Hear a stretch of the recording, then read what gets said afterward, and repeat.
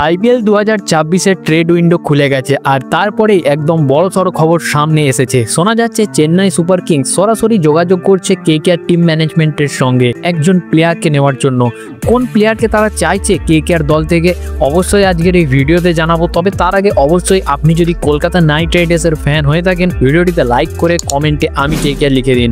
বন্ধুরা, আপনারা প্রত্যেকেই জানেন যে এই মাস থেকে আইপিএলের যে ট্রেড উইন্ডো সেটা খুলে গেছে এবং রমনদীপ সিংকে সরাসরি নিতে চাইছে চেন্নাই সুপার কিংস এবং তার পরিবর্তে তারা কেকেআরকে দেবে ডেভিন কনওয়ে। এর মানে চেন্নাই রমনদীপকে চাইছে এবং রমনদীপের পরিবর্তে তারা ডেভিন কনওয়েকে দিচ্ছে কেকেআরকে। এখনো পর্যন্ত কেকেআর এই প্রস্তাবে কোনো উত্তর দেয়নি, কিন্তু ভাবা যাচ্ছে কেকেআর ম্যানেজমেন্ট এই নিয়ে আলোচনা করছে।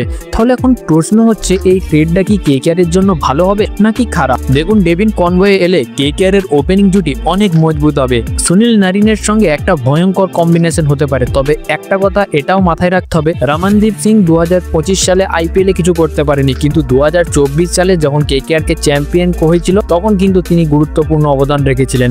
আমার মতে কেকেআর তাকে যেতে দেবে না, কারণ একটা বাজে পারফরমেন্সটা যে কোনো সিজনে যেতে পারে। বিরাট কোহলির গেছে, রোহিত শর্মার গেছে, রমনদীপ সিং এরও যাচ্ছে। তার জন্য আমার মনে হচ্ছে কেকেআর তাকে ছাড়বে না, যদিও এটা ফাইনাল কোনো ডিসিশন জানা যায়নি। তবে কেকেআর যদি ডেভিন কনওয়েকে নেয় তাহলে কেকেআর এর ব্যাটিং অর্ডারে কিন্তু একটা বিশাল পরিবর্তন আসতে পারে। ওপেনিংটা অনেক ভারী হয়ে যাবে, অর্থাৎ অভিজ্ঞতায় সম্পন্ন হবে। এবং আপনাদের মধ্যে অনেকেরই মনে হতে পারে যে এটা ভুয়ো খবর, কিন্তু বন্ধুরা এমনটা না। আপডেটটা উঠে আসছে, তার জন্যই আমি আপডেটটা দিলাম। আপনারা প্রত্যেকেই জানেন আমি কলকাতা নাইট রাইডার্সের সমস্ত আপডেট সবার আগে আপনাদের কাছে পৌঁছানোর চেষ্টা করি। ছোট থেকে বড় সমস্ত আপডেট সবার আগে পেতে অবশ্যই আমাদের হোয়াটসঅ্যাপ চ্যানেলে যুক্ত হয়ে যান, যার লিঙ্ক ডেসক্রিপশনে রয়েছে।